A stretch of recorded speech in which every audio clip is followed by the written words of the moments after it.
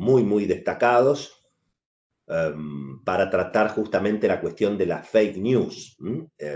Está Fernando Tomeo, que es abogado especialista en cuestiones de tecnología, privacidad y datos personales, que va a ser el primer disertante.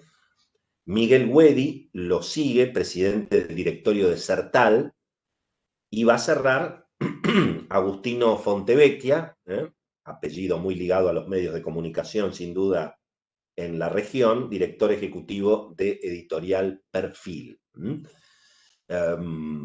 Solo como introducción, y para después también abrir algún debate, si tenemos tiempo, tenemos hasta las 11:15 pasaditas. Como introducción, yo diría que la cuestión de las fake news o las noticias falsas, por lo menos la experiencia que yo he tenido en 30 años de periodismo, no es de ninguna manera una novedad. Aunque yo diría que el tema no habría que circunscribirlo exclusivamente a la idea de la noticia falsa, porque también existe la noticia confusa y sobre todo existen las medias verdades, que muchas veces es peor que la mentira y está muy plagado eso, tanto en los medios, en el discurso, en las declaraciones de la dirigencia, en todo sentido, ¿no? Y tal vez lo que habría que sí discutir fuertemente, desde luego que la tecnología, la posibilidad de armar videos, armar memes, las redes sociales, bueno, todo eso, digamos, ha potenciado la llegada de contenidos a las redacciones, a quienes tienen que editar un medio o a quienes tienen que eventualmente, digamos, interactuar en las redes. Es decir, eso ha potenciado el problema. El problema no es obviamente nuevo. Ahora, yo diría que lo que sí es interesante discutir es, bueno, ¿qué pasa cuando existe un editor responsable o cuando no existe? Y en todo caso, si ese editor responsable, a la hora, digamos, de presentar una noticia, una información, muchas veces, la mayoría de las veces, yo he visto que no necesariamente sabe que está, digamos, propagando una noticia equivocada, falsa, confusa, interesada, pero también he visto que muchas veces sí lo sabe. Entonces me parece que sobre esa base hay mucho que discutir en la región. A mí me van a encontrar siempre del lado de la libertad. Me van a encontrar siempre del lado de, bueno, prefiero correr el riesgo de, digamos, tener noticias equivocadas, falsas y eventualmente interesadas dando vueltas antes que cualquier instrumento de censura. A mí yo prefiero pasarme de libertad y eventualmente pagar el costo de no discernir la paja del trigo. Creo que para el periodismo profesional esto es una gran oportunidad, porque precisamente toda esta proliferación de tecnología, y bueno, le ha dado mucho más valor al editor responsable, al que pone la firma, a la marca. Y eso es una gran oportunidad para el periodismo profesional, que encuentra al mismo tiempo una fórmula para poder financiarse de esta manera. Ustedes han visto cómo cada vez, digamos, una pelea muy difícil, pero bueno, los medios van encontrando formas de que los lectores de alguna manera, o los televidentes o las audiencias, estén dispuestas a pagar un poquito por el contenido que tiene edición responsable o irresponsable, pero por lo menos que tiene un editor con nombre y apellido y una marca. Dicho esto, es hora de escuchar a los invitados. Muchas gracias por incorporarme a esta experiencia que realmente me parece súper interesante. Así que lo escuchamos entonces a Fernando Tomeo, que es el que inicia la rueda. Fernando, adelante entonces. Muchas gracias, Willy. Buen día a todos. La verdad que me esté presentando, Willy, para mí es un honor indescriptible, porque te sigo hace no sé cuántos años por la radio y toda tu trayectoria periodística. Quiero agradecer también a Certal, por supuesto, a los amigos de Certal, con los cuales hace tantos años estamos trabajando. Recuerdo una interesantísima conferencia que tuvimos en Paraguay hace muchos años para hablar de la responsabilidad de los buscadores de Internet por contenidos publicados por terceros, cuando el tema no tenía el furor ni el impacto que está teniendo en estos días como consecuencia de la denuncia que hizo la vicepresidenta de la Nación a Google. Pero bueno, ese no es nuestro tema. La verdad que les quiero agradecer a todos, también los que están presentes y los que nos están viendo en este momento, por su participación y por su interés. Tenemos poco tiempo, así que voy a tratar de ser breve en alguna conceptualización y en cuál es el objetivo, por lo menos, de las ideas que yo quería transmitirles en esta mañana. Las ideas pasan en particular por dos lados. Por un lado, en definir o conceptualizar lo que es una fake news, y por otro lado, en analizar desde el punto de vista jurídico cuál es la responsabilidad de quien difunde de alguna manera noticias falsas. El concepto, les diría que el primer concepto, el primer concepto es muy antiguo, como decía Willy, no solo tiene 30 años, le diría que tiene más de 1750 años, con el Código de Hammurabi. Si uno va hoy, si ustedes van al Museo de Londres, en la ciudad de Londres, y uno entra por el pasillo central, lo primero que ve es una piedra de color más o menos verde, verdoso, que es el Código de Hammurabi, un código de Babilonia de 1740 años antes de Cristo. Y ya el Código de Hammurabi, aunque no lo crean, reconocía como modalidad de comisión de un delito la calumnia y la injuria. Esto es la difamación o la difusión de información falsa. Con lo cual coincido con William que es antigua la problemática, obviamente se ha modernizado a través de las nuevas tecnologías de la información, pero la problemática es antigua. Ahora, ¿qué es o cómo lo conceptualizamos? Lo conceptualizamos, como dice un amigo del diario La Nación, como dice Ariel Torres, no es más ni menos que la mentira. O sea, difundir información falsa es mentir, y mentir está mal. Y esto lo sabemos todos, ¿no? También es uno de los 10 pecados, o los 7 pecados capitales.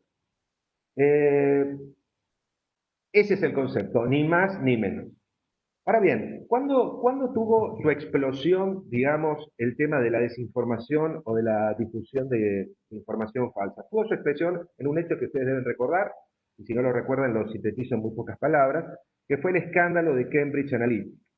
¿Qué fue el escándalo de Cambridge Analytica? En las últimas elecciones presidenciales de los Estados Unidos, Facebook compartió perfiles, dicen que algo más de 50 millones de perfiles de usuarios, con una compañía analítica de datos, que se llamaba Cambridge Analytica, y a través del perfilamiento de datos y de información que esta compañía obtuvo de Facebook, se habrían, según dicen, influenciado más o menos 2 millones de votos de la población americana. Esto es, traducido al criollo, habría 2 millones de personas que fueron influenciadas para votar a favor de Donald Trump en detrimento de Hillary Clinton. Esto en las elecciones del 2016, por supuesto. Por supuesto, este escándalo generó, bueno, una investigación por parte del Congreso de los Estados Unidos, también del Parlamento Europeo. El señor Mark Zuckerberg, CEO de Facebook Inc., compareció ante ambos lugares a dar explicaciones.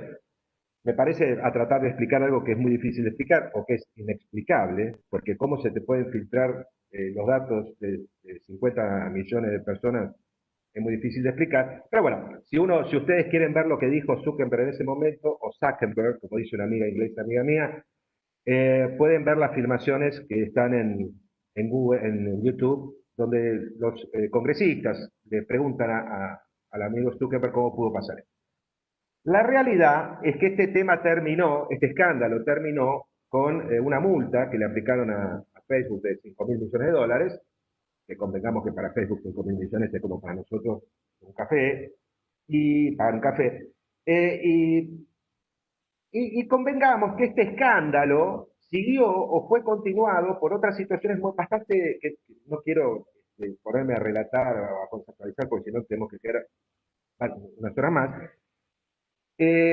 con otras situaciones, en particular recuerdo una en India, donde por la difusión de mentiras a través de WhatsApp hubo un linchamiento de un grupo etario al cual acusaban supuestamente de haber violado a unos chicos. Esto era una falsedad, era una mentira, y bueno, este grupo terminó siendo asesinado por la población del lugar.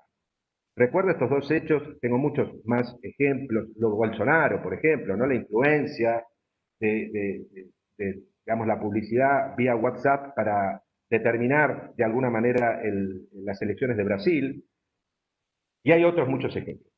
La pregunta, partiendo del concepto entonces, y de cuáles han sido los casos más renombrados de difusión de desinformación o fake news a través de medios informáticos, en particular de Facebook, Instagram o cualquier otra red social, Twitter también,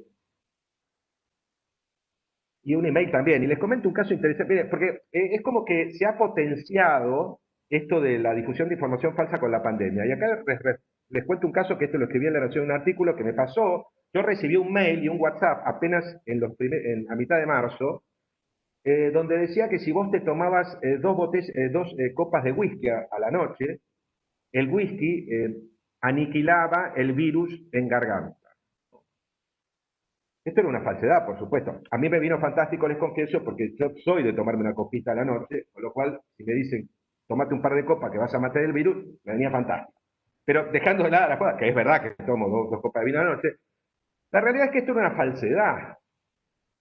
Ustedes recuerdan que también, en época de pandemia, hubo un consejo o un funcionario importante que aconsejó tomar cloro puro para matar el virus. Obviamente esto también es una falsedad. La pregunta es, con esto voy a concluir, voy a tratar de puntualizar, ¿cuál es la responsabilidad jurídica de información falsa? Para esto parto, queridos amigos, no existe en la República Argentina una normativa aplicable ni a buscadores de Internet que actúan como vehículos para difundir información falsa. No hay una normativa aplicable a redes sociales que también actúan como vehículos para difundir información falsa. Y la pregunta que les dejo es, ¿por qué no hay una ley? 5 proyectos. El tratado fue el de Federico Pinedo, que perdió estado parlamentario hace 2 años. Todos los demás, desde cuando él senador, Capitanich, en el 2004, hasta ahora ninguno fue tratado. Las respuestas pueden pasar por distintas situaciones: desinterés, desconocimiento o lobby, ¿no? O un combo de las tres. Pero la realidad es que no tenemos normas de juego claras. Como no tenemos normas de juego claras, los jueces necesitan aplicar a la difusión de información falsa el Código Civil y Comercial de la Nación, o sea, la ley de fondo que llamamos los abogados, ¿no? La pregunta es, si no tenemos ley especial, como sí tiene Estados Unidos o la Unión Europea, y como tienen algunos países de Latinoamérica, como por ejemplo el marco de Brasil,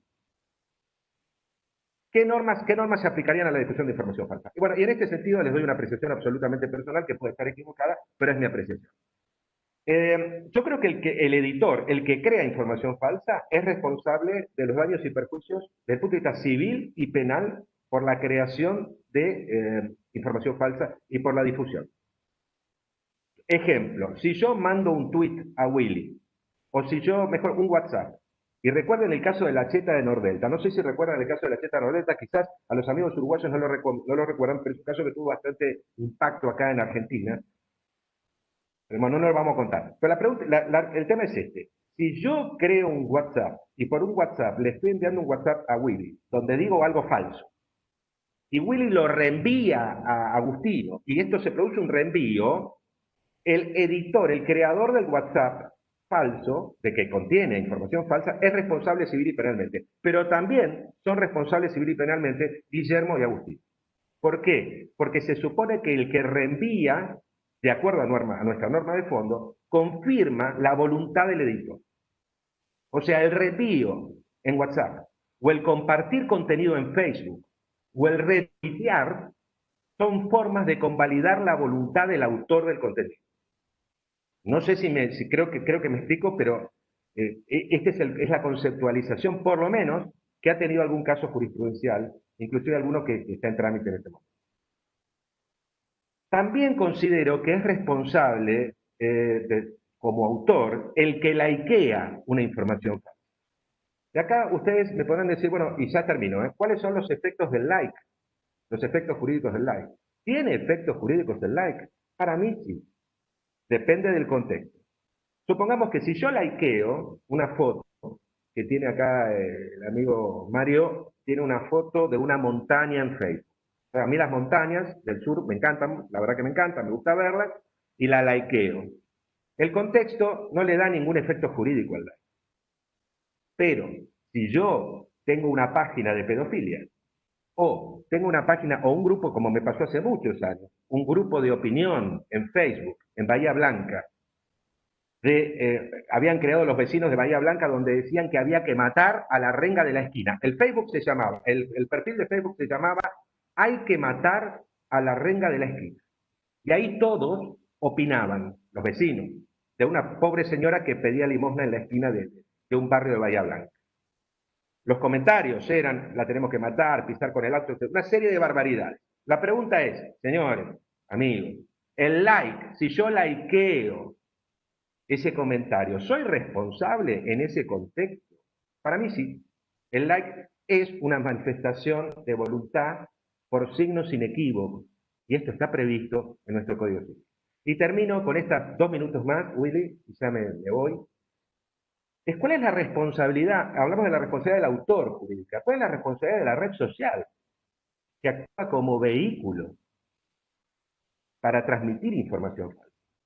Bueno, desde mi punto de vista, la red social es responsable. ¿Es responsable por qué? Porque es el medio que se utiliza para difundir la información falsa. Estoy hablando de redes sociales y buscadores, es lo mismo. Por otra parte, porque monetizan la información falsa.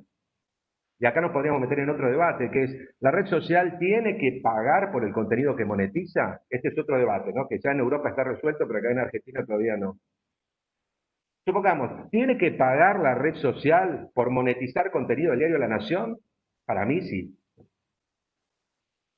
También Google. Pero este es otro debate. Estamos hablando de la responsabilidad por difundir información falsa. Para mí tiene que responder. Me sustento, por supuesto, en las normas de riesgo creado del Código Civil. Para los que no son abogados, muy sencillo, el Código Civil tiene 2 normas claras que dice quién es el que es responsable del manejo de una cosa riesgosa. Tiene que responder por los daños que genera la cosa riesgosa. 1757 del Código Civil Comercial de la Nación, pero aparte, aplicando otra norma, el 1710 del Código Civil Comercial de la Nación, el 1710 habla de la necesidad de que las compañías, todos, no solo las compañías, debemos prevenir el daño que se le puede causar a otros. Entonces, si yo soy Facebook, yo sé que se utiliza mi medio para difundir información falsa, y esa información falsa puede afectar derechos de terceros, inclusive derechos colectivos como la salud pública. ¿Facebook no va a ser responsable de nada? No, para mí tiene que ser responsable. Por supuesto, siempre haciendo primar, como bien decía Willy al inicio de esta charla, el derecho a la libertad de expresión, ¿no? O sea, el derecho a la libertad de expresión es como dicen los americanos, es la garantía de las garantías. O sea, es el derecho de los derechos. Pero tampoco es un paraguas en el cual vale todo. Todo bien con la libertad de expresión, pero si yo utilizo las redes sociales para difamar, si utilizo las redes sociales para cometer un delito, para difundir información falsa, me tengo que hacer cargo de lo que digo. Y acá aplico la máxima que me enseñó mi abuelo cuando vino de Italia, a los 14 años, sin un peso. Pero siempre me acuerdo, pobre, antes de fallecer, que me decía: Fernando, uno tiene que ser responsable de sus conductas y de sus actos.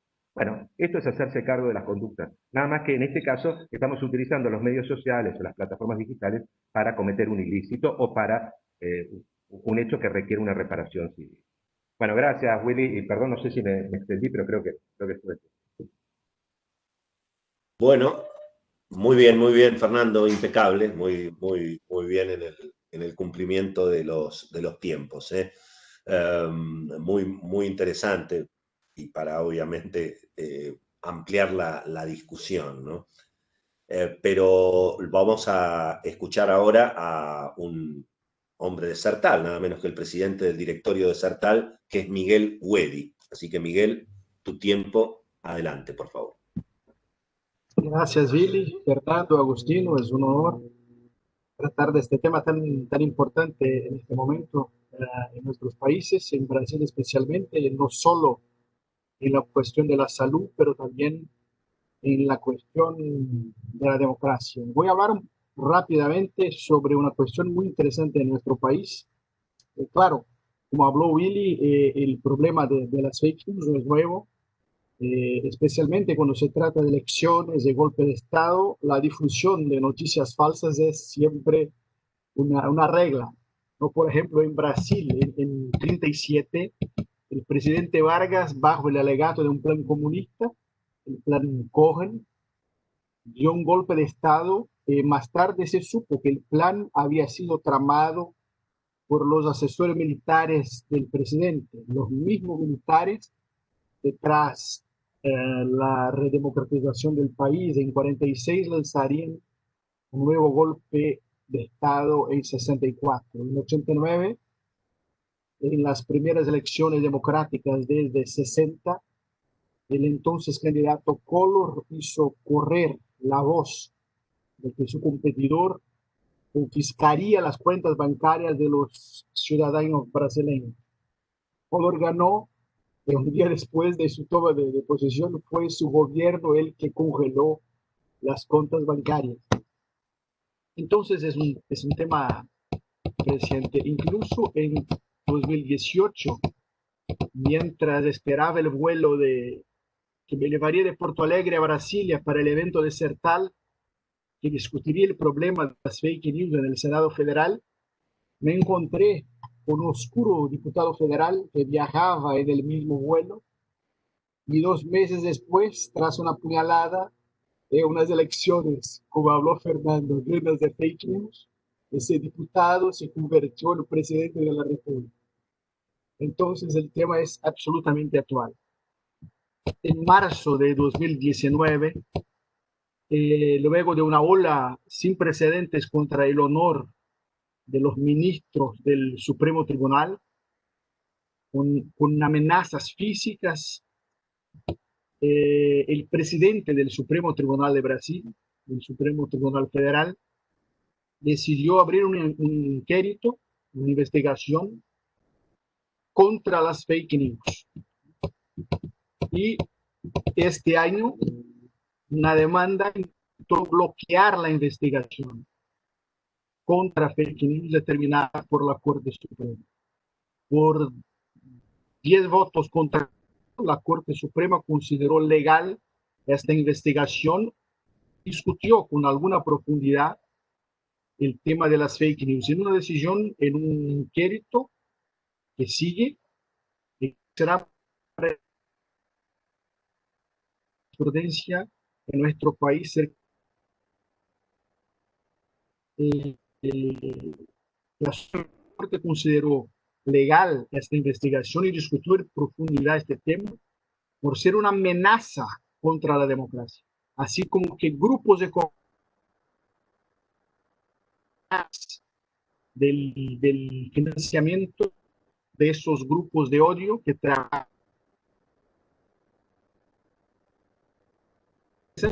en las Cortes de Brasil, son por el presidente, son designados por el presidente, y tienen una sabatina en el Senado Federal. Entonces tenemos ministros designados por Sarney, por Fernando Henrique, por Lula, por Dilma, por Collor, por Temer, por todos los presidentes. Por tanto, con cuadrantes ideológicos diferentes.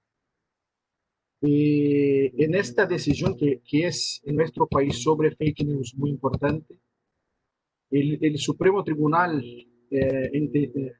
decidió seguir con la investigación para preservar la integridad física y moral de los magistrados que forman parte de la Corte, tal la intensidad, y así habló el decano de la Corte, el ministro más viejo, un hombre claramente comprometido con la democracia, tal la intensidad con la que esta Corte y sus ministros habían sido atacados criminalmente por actos de cobardía de autoría generalmente anónima, concretizados por agresiones contra el patrimonio moral y físico de los magistrados, además de atacado por actos de delincuentes que suelen actuar en el submundo de la delincuencia digital. Los resultados obtenidos durante esta investigación revelaron la existencia de un aparato criminal cuyo soporte operativo reside en una verdadera máquina de noticias falsas. Tuvo un corte, ¿consígueme oír?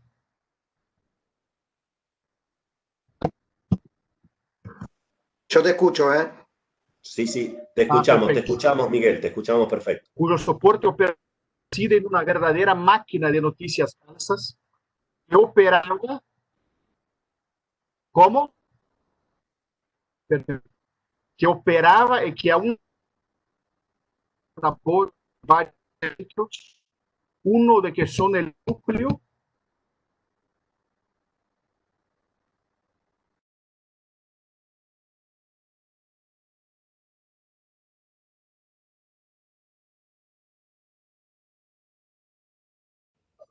Bueno, ahora sí tuvimos un pequeño corte con Miguel. Tal vez Miguel,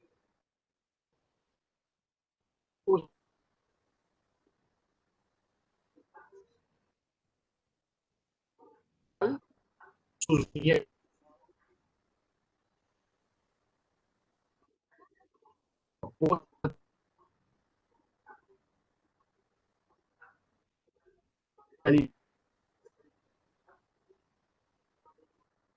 subvertir el modelo democrático e imponer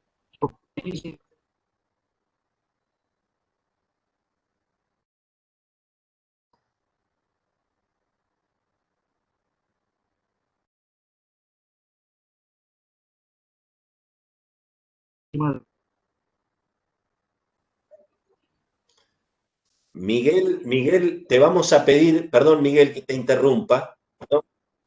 Perdón que te interrumpa Miguel, te vamos a pedir que sigas con la conferencia pero sin el video, porque hay un problema de ancho de banda que no te podemos escuchar bien. Que sigas, te vamos a seguir escuchando, pero si apagás el video, porque no te podemos escuchar bien. A ver, probemos así. Ahora están bien.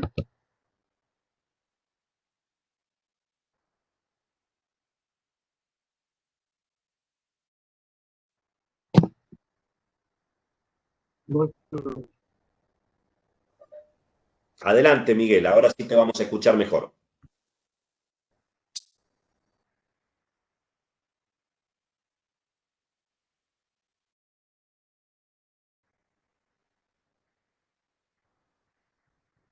Perfecto, perfecto.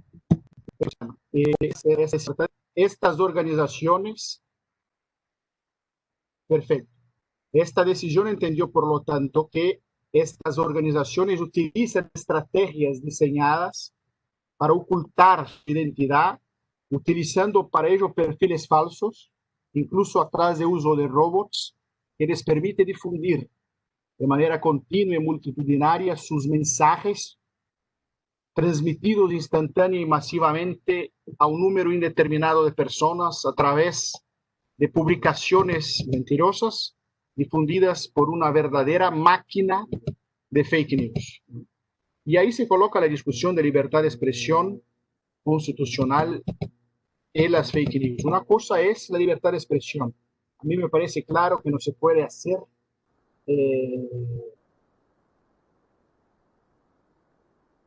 un atentado a la democracia, pero cuando esta libertad de expresión se transforma en ataques, amenazas penales, delitos de odio contra el honor de las personas, ahí tiene que entrar el Estado de Derecho para trabajar.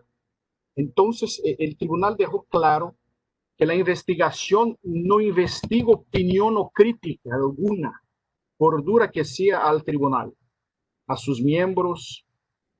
La investigación se da en relación a delitos y agresiones que caracterizan delitos contra el honor, la integridad física y contra la vida de los ministros, que vienen, según la decisión, de fake news y de una organizada oficina del odio que estaría dentro de una conexión muy fuerte con el poder económico y el poder político. Y es interesante que ahí se tiene que recordar incluso que la Suprema Corte Americana, que tiene una tradición muy fuerte de defensa de la libertad de expresión, en el caso Virginia versus Black de 2003, cuando este Tribunal Superior concluyó que no es incompatible con la primera enmienda la ley penal que castiga como delito el acto de quemar una cruz, con la intención de intimidar. En tal sentencia, la Corte Suprema de los Estados Unidos de América, cuya jurisprudencia en torno en la primera enmienda, como hablé, está orientada a reconocer casi incondicionalmente el predominio de la libertad de expresión, proclamó que, sin embargo, que esta protección constitucional no es absoluta y es lícito que el Estado sancione determinadas conductas cuya externalización se traduzca en la realización de fines delictivos.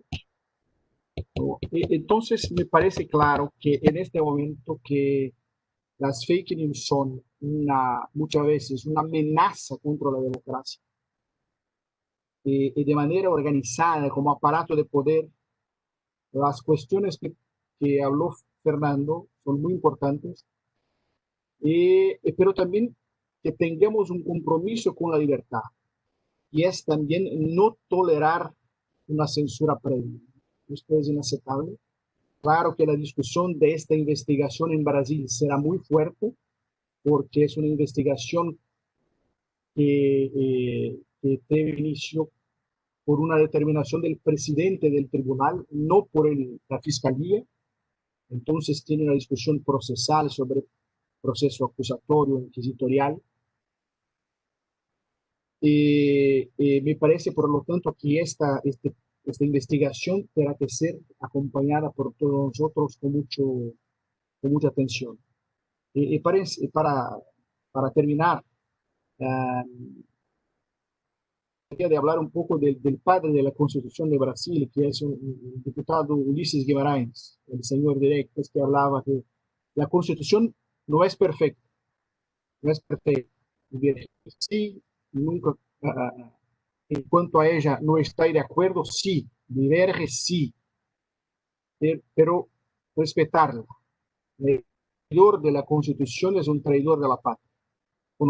Conocemos el camino maldito: romper la Constitución, cerrar las puertas del Parlamento o de los tribunales, garrotear la libertad, enviar patriotas a la cárcel, al exilio y al cementerio. Entonces creo que CERTAL tiene un compromiso con la democracia, con el Estado de Derecho, con la libertad, sin miedo y con coraje, y creo que esta es la visión de CERTAL que nosotros debemos siempre defender. Gracias.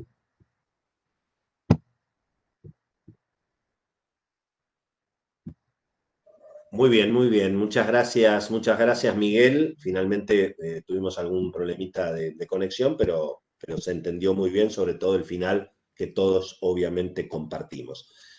Bueno, le toca ahora el turno a Agustino Fontevecchia para cerrar este panel. Si tenemos algún tiempo, estamos muy bien cumpliendo los tiempos. Por ahí abrimos un poquito más el debate. Agustino. Gracias Willy. Muy interesante lo de Fernando y lo de Miguel, yo también. Hago un pequeño chiste, creo que desde CERTAL tenemos que conseguir que la conectividad en Latinoamérica empiece a funcionar, así podemos tener una teleconferencia sin cada vez tener que lidiar con esto. También en CERTAL, gracias a Pablo y Marisa, que son con quienes yo más me comuniqué. Soy periodista, como Willy, y tengo un background también en sociología, en economía, con lo cual, y yo me formé trabajando en medios digitales, con lo cual yo tengo un conocimiento bastante desde adentro de cómo funciona la generación de contenidos en Internet y la generación de tráfico, que es lo que yo hago en perfil principalmente, ¿no? Que es manejar los sitios digitales. El nombre conceptual de mi presentación es Fake News Inc. Es decir, esto es un negocio. Esto es lo más importante, es un negocio, y como todo negocio hay un mercado, y en todo mercado se forma por la oferta y por la demanda. Y creo que sería importante para nosotros ir hacia el término desinformación y dejar de usar fake news o noticias falsas, más allá que va a ser imposible, porque como me comentó al principio Willy, hay múltiples tipos de lo que llamamos fake news, que algunas son directamente mentiras, en otros casos estamos hablando de medias verdades, como repetí, porque lo dijo Willy muy bien, pero el tema es que la desinformación es un negocio y como comentaron antes que yo, es milenario. Cuando busqué la forma más antigua que encontré era Ramses II en el año 1212 a.C., así que Hammurabi creo que es anterior, con lo cual le agradezco a Fernando por el ejemplo, por un mejor ejemplo que el mío. En el caso mío era, ¿cuál es la diferencia entre lo que pasa hoy y la forma de desinformar de antes? Bueno, lo que pasa es que tanto la oferta como la demanda estaban restringidas. Es decir, la capacidad de llegar a una población masiva en el pasado, yendo a Ramses, pero también yendo, yo qué sé, a la era de Perón, era principalmente de los grupos de poder que eran muy pequeños y concentrados, ¿no? Entonces, Ramses construía una pirámide y esa era la información que se le comunicaba a la historia. O Perón hablaba desde la Casa Rosada y hablaba al pueblo por la radio. Entonces, el control para poder llegar a esa cantidad de gente lo tenía quizás los gobiernos, después los grupos que tenían medios de comunicación masiva, pero no era algo que estaba a disposición de cualquiera.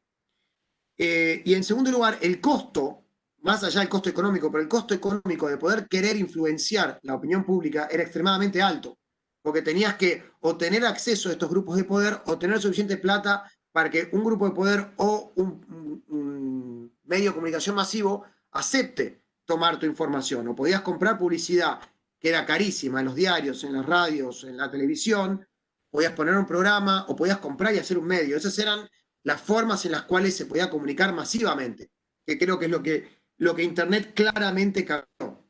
Entonces acá vamos a hacer una cronología rápida, porque hoy por hoy pensamos que la Internet de hoy es misma que la de hace unos años cuando no existían los teléfonos inteligentes. Entonces, en realidad, lo primero que hizo para cambiar el ecosistema informativo de Internet fue atomizar los contenidos. ¿Qué quiere decir esto?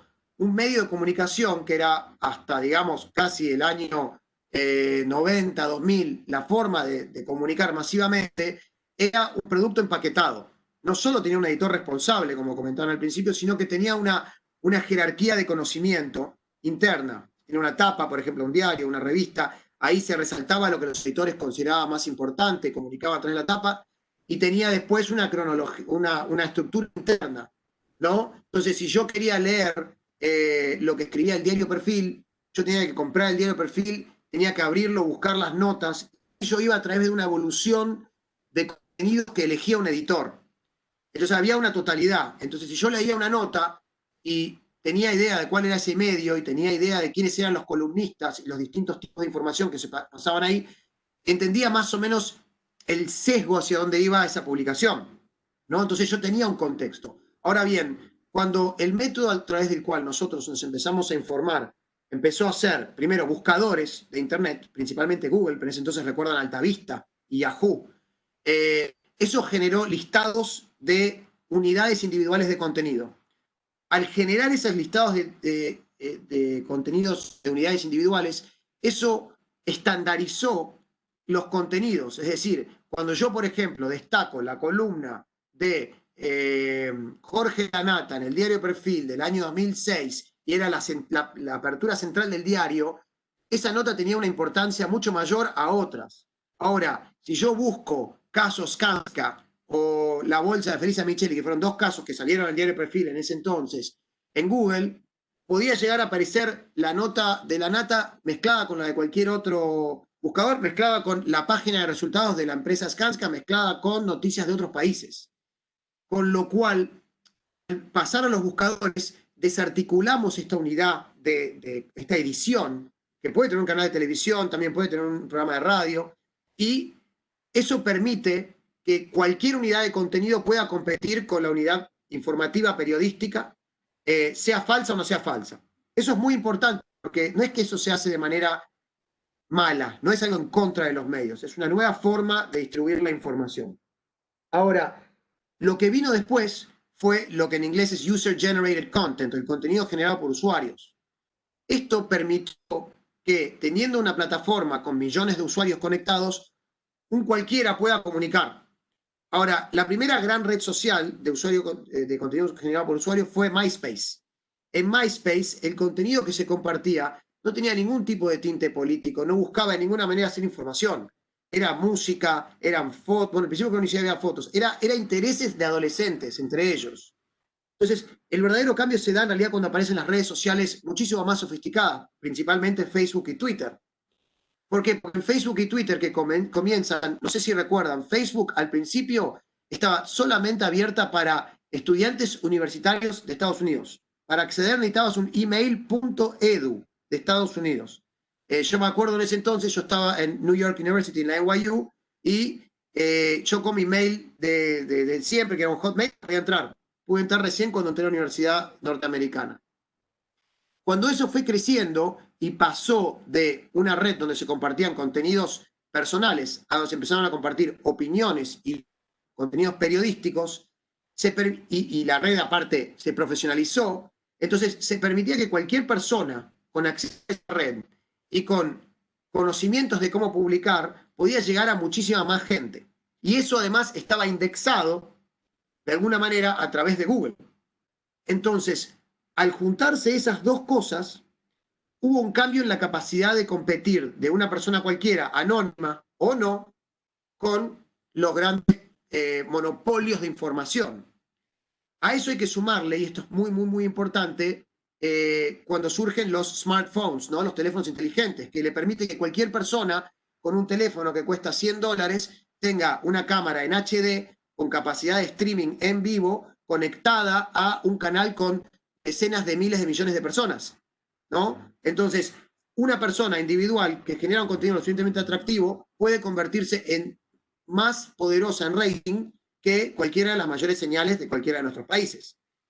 Esos conceptos no son ajenos al hecho de que estas redes, y en redes estoy incluyendo también a los buscadores, el Google y Facebook como los ejemplos de todo el ecosistema de plataformas, generaron métodos algorítmicos para la selección de los contenidos. ¿Por qué generaron métodos algorítmicos? Los métodos algorítmicos buscaban maximizar la atención de los usuarios. ¿Por qué buscaban maximizar la atención? Por dos razones. Primero, eran empresas que cotizaban en bolsa y la principal métrica cuando no eran rentables, al principio no eran rentables, era cantidad de usuarios y métricas de engagement de usuarios. Entonces ellos buscando maximizar esa métrica para subir su precio de sus acciones, generaron estos algoritmos. En segundo lugar, cuando empezaron a vender publicidad, todas se convirtieron en empresas altamente rentables, con lo cual la atención del usuario y los datos personales eran su principal forma de monetización. Entonces estos algoritmos nuevamente no estaban hechos para pervertir el mundo, estaban hechos para generar mayores ingresos y supuestamente darle al usuario una mejor experiencia con contenidos personalizados.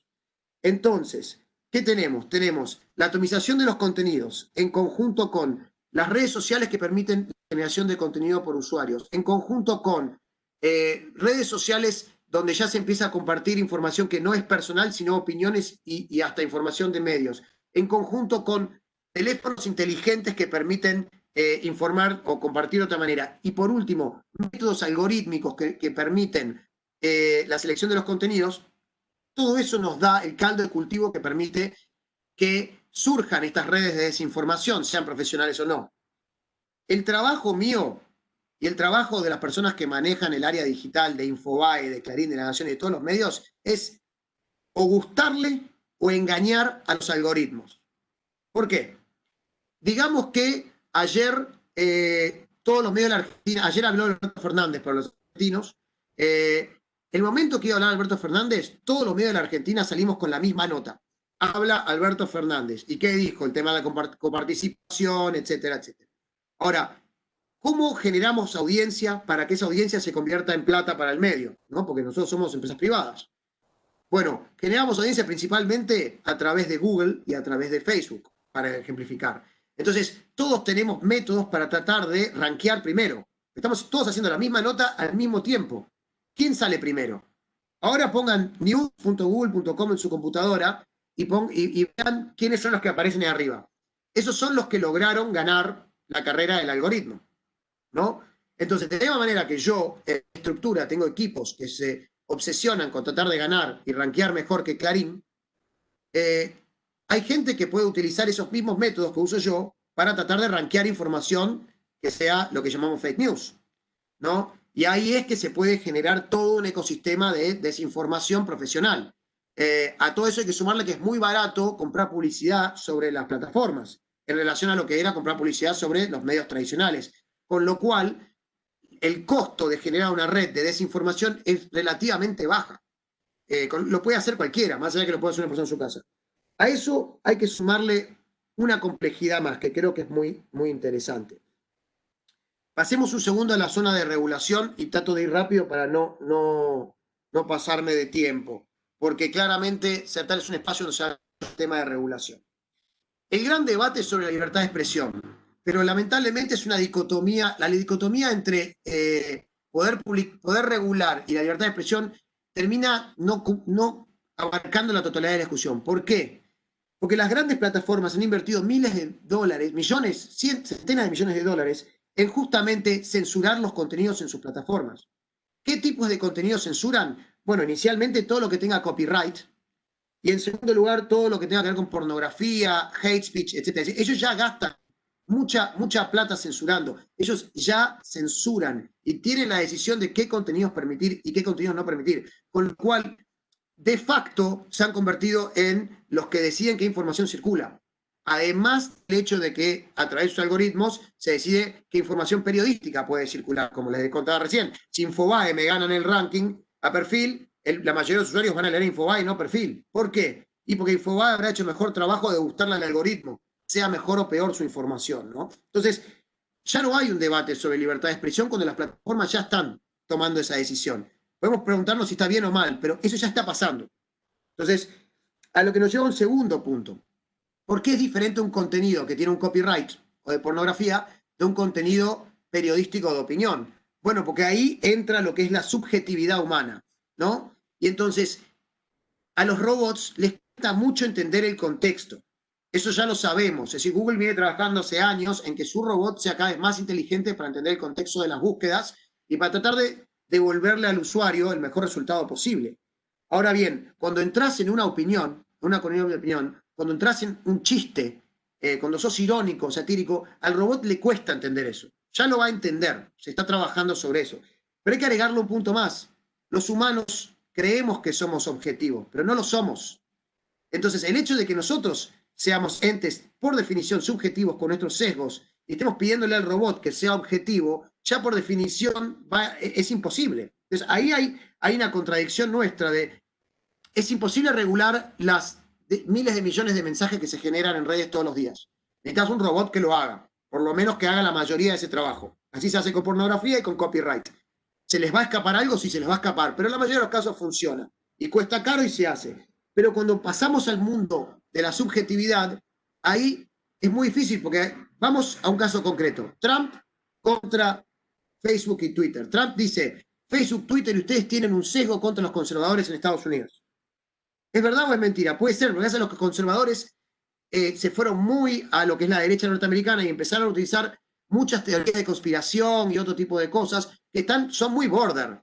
Pero cuando esas teorías de conspiración se logran viralizar, pueden generar daños como los que contaba Fernando al principio. Está el caso famoso del tipo que entró a una pizzería pensando que en Estados Unidos, que eran pro-Hillary y violadores de niños, una pizzería en Washington, creo que era en Washington, que lo podemos buscar.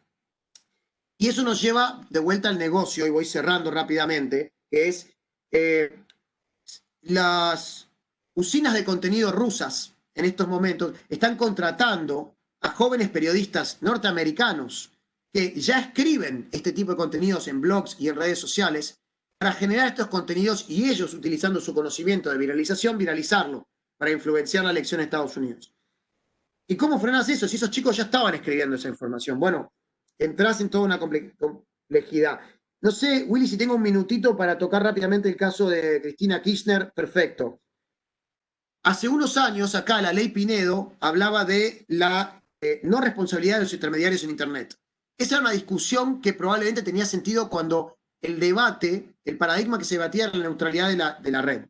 Ahora, la neutralidad de la red es un tema que cuando ya nos damos cuenta que en el mundo, no en la parte de las telcos, pero en la parte de las plataformas, ya no hay neutralidad, que ellas ya están eligiendo qué contenido sube y qué contenido baja, que ellas ya están censurando y decidiendo promocionar sus propios contenidos por encima de los de otros, que Google ya pone a YouTube por encima de las otras OTTs, etcétera, nos damos cuenta que había un costadito donde una de las frases en la ley Pinedo eran dos frases. Una decía que las plataformas se iban a autorregular y la otra frase era que no eran responsables por los contenidos que fluían a través de sus redes. Por suerte, se hizo un gran trabajo desde ADEPA y desde otras entidades para frenar eso. Es más, trabajamos con Pinedo y otras personas y los legisladores entendieron que el mundo había cambiado y permitir eso no estaba bien, lo cual nos lleva al caso, por ejemplo, de Cristina Kirchner. Cristina Kirchner, porque apareció en resultados de Google de búsqueda como ladrona de la nación, en un contenido autogenerado en base a lo que salía de Wikipedia, le puso una demanda a Google. Entra entonces dentro de la jurisprudencia de la ley argentina. La ley argentina debería, la Corte Suprema, en el caso Belén Rodríguez, ya dictaminó que, aunque Google es responsable por esos contenidos, si Google es proactivo en tratar de bajar esos contenidos y a la vez permite que se le avise que están esos contenidos y actúan ese aviso, entonces Google no es responsable. Entonces, ¿qué pasa? La forma en la que Cristina planteó la demanda no va a prosperar si la ley, si la jurisprudencia actual continúa. Es Cristina Kirchner, probablemente pueda influenciar para que cambie. Pero hay un tema ahí que es la impunidad, porque, por ejemplo, ese contenido se genera en Wikipedia. Los que viven en Argentina saben que Wikipedia tiene un sesgo muy fuerte, está controlada por ciertos grupos. Y Wikipedia se escuda en el hecho de que son contenidos generados por usuarios. Entonces, hay una injusticia muy grande ahí de que no podemos pedirle a Wikipedia que sean justos. Les pido, entren al Wikipedia de Editorial Perfil, vean quién es el fundador de Editorial Perfil. Vean las cosas que dicen sobre mi padre en Wikipedia. Vean el perfil de Cristina Kirchner y compárenlo con el de los políticos de la gestión anterior, sin tomar posición, simplemente pensando como periodistas de una manera objetiva. Wikipedia tiene un sesgo que nosotros no podemos atacar. Entonces, ¿qué regulación necesitamos?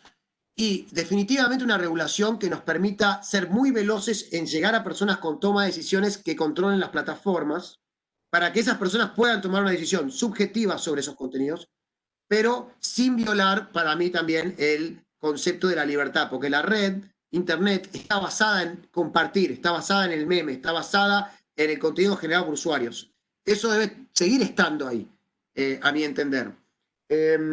Bueno, con eso me llamo a silencio y les agradezco. Bueno, muy interesante. Nos quedan 5 minutos, pero me gustaría, Fernando, porque me parece que lo que ha estado sobrevolando un poco digamos, las presentaciones ha sido esta dicotomía entre, bueno, digamos, la regulación y la censura, ¿no? Tema que obviamente, como decíamos, yo decía al principio, es el gran problema, porque, digamos, efectivamente, una noticia falsa, una fake news es sencillamente mentir, como lo planteabas vos. Ahora, la pregunta que yo hago es, ¿y qué es mentir? ¿Quién dice que es una mentira y que no es una mentira? ¿Cómo regulamos ahí? ¿Y cómo ves entonces este debate? ¿Cómo se resuelve este debate? Porque obviamente hay elementos que circulan en las redes que todos estamos de acuerdo con que tienen que ser censurados. Pero ¿cómo se regula esto, no? Bueno, Willy, creo que la pregunta que haces es la pregunta del millón, ¿no? La pregunta estructural que también Agustino de alguna manera recién la referenció.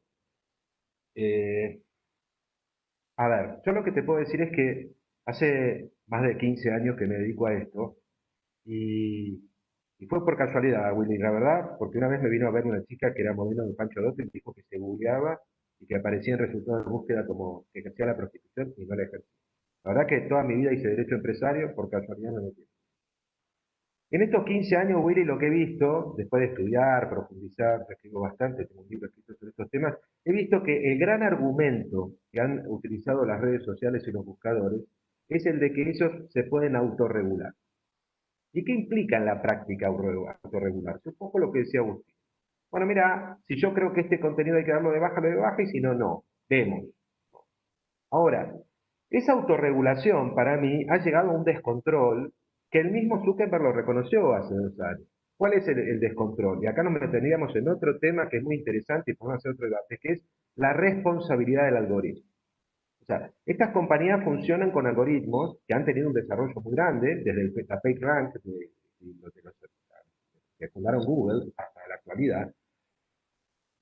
Y la realidad es que vos decís, podemos seguir sin normas o sea, sin reglas de juego claras respecto de la responsabilidad que deben asumir estas plataformas por afectar tanto derechos personalísimos, como podría ser el derecho al honor en el caso de las modelos o similares, o los derechos colectivos, como por ejemplo difundir una información falsa que dice que vos te tenés que tomar 2 litros de cloro y resulta que se toman 2 litros de cloro y se mueren 5 personas. Entonces, ¿dejamos que se autorregulen y que siga la fiesta esta? ¿O establecemos alguna regla básica, lógica, razonable, estudiada, profundizada? Willy, acá me permito hacer una... A ver, yo todos los proyectos de ley que he visto, y los he Pero ahí, analizado, perdón bien, Fernando, pero ahí sí me veo obligado, porque ahí hay una discusión más profunda, es decir, poniendo el ejemplo extremo que vos ponés, la gente se muere porque toma cloro. Y está bien, pero la gente, cada uno es libre y la gente entiende. Porque si no, entramos en esto de que yo perdí las elecciones, no porque yo hago macanas, sino porque la gente está engañada. está bien, Cosa que Willy, en general estamos Willy, escuchando mucho de la política, digamos. No es sí, que, pero no es Willy, que yo hago macanas, sino que las redes, la gente está engañada. Entonces, esta historia de que las redes, el periodismo, los algoritmos pueden engañar gente, a mí me parece que es hablar mal de la gente. Podrán engañar a determinada gente y no todo el tiempo.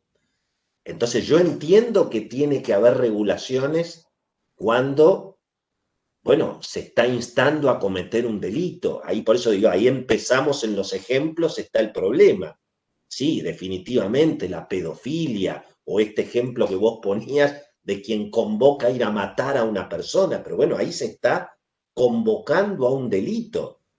Pero después el daño moral que me afectó, y bueno, es decir, ahí ya entramos en un terreno donde la censura es inexorable si avanzamos ahí, ¿no? Y además vuelvo a repetir, yo creo que la gente, existe el libro albedrío, la gente entiende perfectamente y me parece que hay una tendencia ahí peligrosa, digamos, ¿no?